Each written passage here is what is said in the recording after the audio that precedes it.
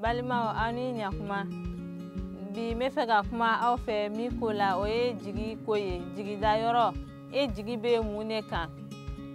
mɔgɔ caman bɛ jigi u b'a fɔ jigi u jigi bɛ mun kan dɔw jigi bɛ u bangebaaw kan dɔw jigi bɛ u ka wariw kan dɔw jigi bɛ fɛn caman kan u b'a fɔ olu ye u jigida yɔrɔ ye dɔw b'u jigi da bajiw kan dɔw b'u jigi da yiriw kan u b'a fɔ ko olu ye u jigida yɔrɔw ye ani olu bɛ u mago ɲɛ ne b'a fɔ aw ye bi ko jigida yɔrɔ bɛ anw fɛ jigida yɔrɔ sɛbɛ o ye min ye o ye Ala ye n'i ye i jigi da i bangebaa kan i fa wala i ba kan ni o sara i ka jigi o banna i jigi da yiri kan ni o yiri sara i jigi o bɛ tiɲɛ n'i jigi da mɔgɔ kan mɔgɔ bɛ se ka mɔgɔ jigi tigɛ nka Ala o tɛ mɔgɔ jigi tigɛ o de kama ne b'a fɔ aw ye ko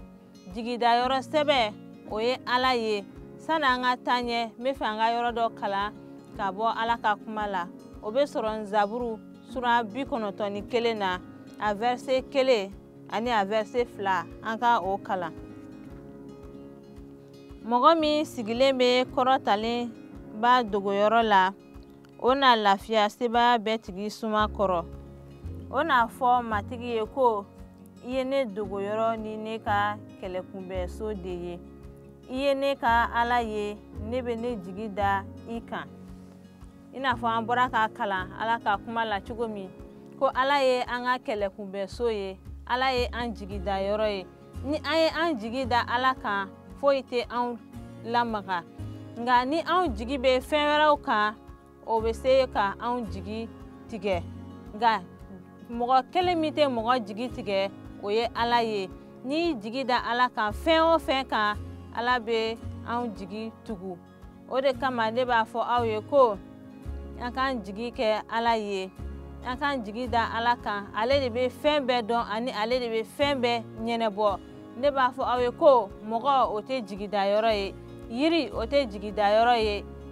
baji o tɛ jigida yɔrɔ ye jigida yɔrɔ pe kelen pe min bɛ yen o ye Ala ye an k'an jigi da Ala kan ani an ka sɔn ka anw yɛrɛ di Yesu Kirista ma sini an bɛ o jigi sɔrɔ ani jigi min bɛ anw ɲɛ sini o ka bon ni diɲɛ jigi ye o de kama ne b'a fɔ aw ye ko an k'an jigi da Ala kan ani ale kelen pe de bɛ anw jigida yɔrɔ fa ni diɲɛ fɛnw olu bɛ anw janfa olu bɛ anw to ye nka fɛn min tɛ anw to ye o ye Ala ye o de kama n b'a fɔ aw ye ko an k'an jigi da Ala kan ale tɛ bɔ anw jigi kɔrɔ Ala ka duba aw ye